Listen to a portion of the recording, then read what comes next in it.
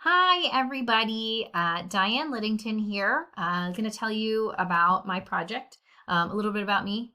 First, I teach biology at Central Bucks West High School. I am getting my master's, my ACTE, in STEM education. It's perfect. I teach bio. I also advise the STEM Research Club at West. So STEM is really something I'm passionate about. So that was something that I looked at with my project. Um, so the why behind it, my project. I am not only do I teach biology, but I also am on a committee that is rewriting the biology curriculum. PDE put out new standards called STEELs, and they are being fully implemented this year. So the spring keystones, Keystone Biology spring assessment is going to align to the new like these new implemented STEELS standards. So the big shift here is in the how, is the focus of what we're teaching. And with STEELs, the focus is on the doing. They're called science and engineering practices. And the goal with the science and engineering practices is that we're not just teaching kids a gazillion facts. Facts are good, but we really want them to do science in this organic way where they are experiencing, planning and conducting investigations and things like that, so that they can be a scientist, not just learn biology. So with this, my research project, I wanted to evaluate this new curriculum that we have written. So my specific research question that I was looking at was, how does group inquiry impact student mastery of content in different tracks of biology? So I actually teach two different tracks. Throughout our district, we have three different tracks of biology: academic, which is like, the college prep level; honors; and then practical, which is a step below as far as tracking goes, below the academic.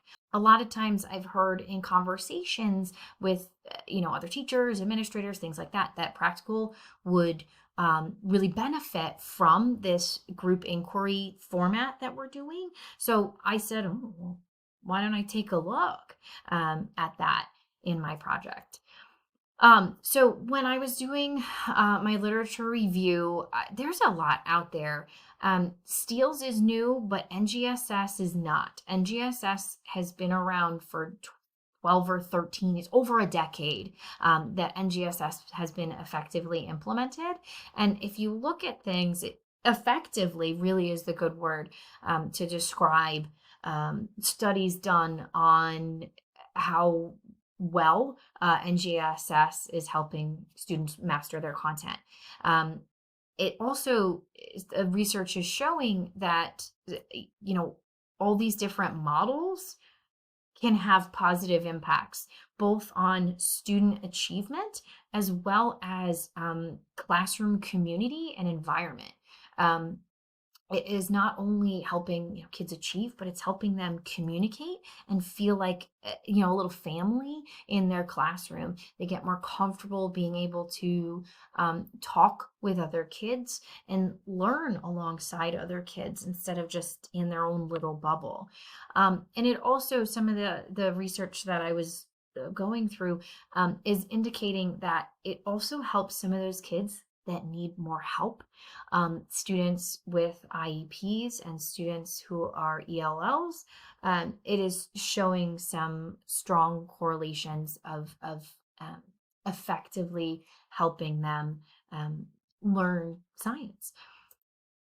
So as far as my particular project and the design of it, the time frame hit during our bioenergetics unit. In bioenergetics, we talk about photosynthesis, macromolecules, so sugars, fats, and proteins and like how do we use all those things in the cells?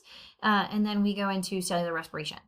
So the timeline, two of those content areas, I was able to implement effectively inquiry-based group inquiry lessons.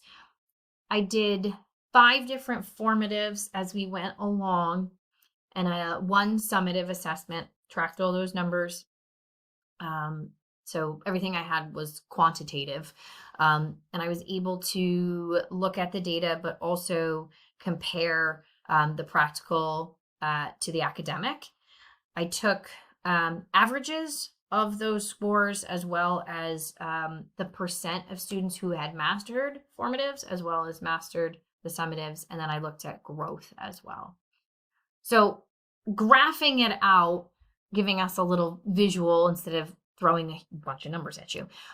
The thing that was kind of a bummer. So when I first laid it out, I set mastery at 75%. Unfortunately, students did not achieve mastery on average. The average in both practical and academic was around a 71, 71.1 and 71.8 for the summative assessment. But if you look at the average of the formatives, practical was here at, I think it's like a 58 or 59, and then 69.1 for academic. So as far as growth, that was only 2% better on the summative than on the formatives for academic. So once I looked at that, I kind of questioned. I said, that's kind of interesting. So I stopped and I looked at how many kids mastered formatives, what percent mastered formatives, and what percent mastered summatives.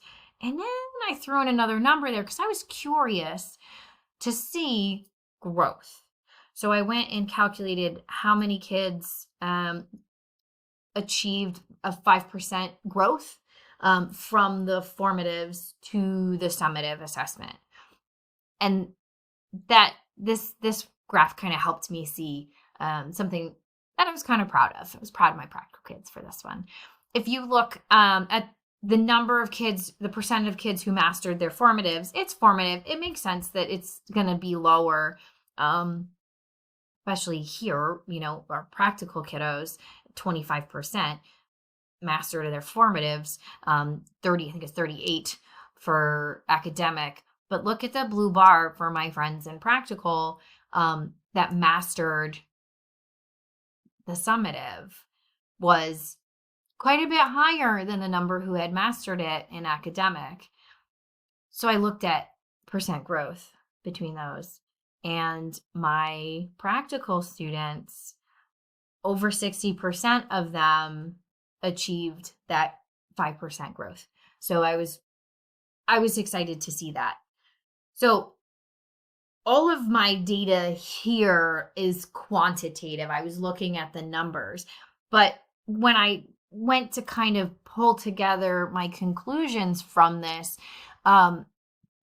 this is a good start for those practical students. There is evidence from the sample size, at least. I mean, I said 16 kids in practical, so it's not a humongous group, but that is a decent percentage of growth for a group of kids that sometimes get overlooked, I think. So this hands-on group learning is showing some positive correlations for those practical kids. But as a committee, we still need some work. They're not mastering it. They're getting there. They're close, 72% in academic.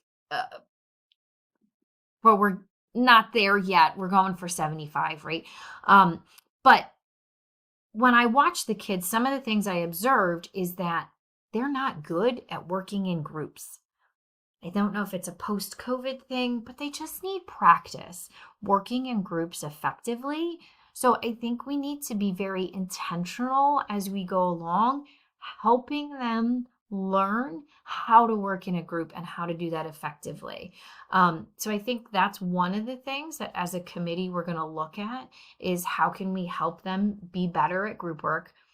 And then we're going to share some of our learnings. Like, what did we do well? We have different teaching styles, we have different student bodies, we can share tips and tricks. This is the first time we've run this curriculum. So the chances that ever, we were going to hit that mastery, I don't know, it might have been you want them to, but it's the first time. The first time you hop on a bicycle, you probably fall down. So I don't know that we fell, but we, you know, had trouble balancing a little bit. So we do need more practice. So we're going to evaluate all of our data together as a committee in a few weeks, and talk about how we can best support our students go forward, doing things like how are we following up after the labs? Because that was something that I needed to work on, was my follow-up to the lab. But overall, I think there is some promise here. Kids haven't mastered it yet, but with practice in doing group work, I think we can get there. I'm going to continue to look at our data, and hopefully next semester when we get another batch of kids, we'll be able to hit that target.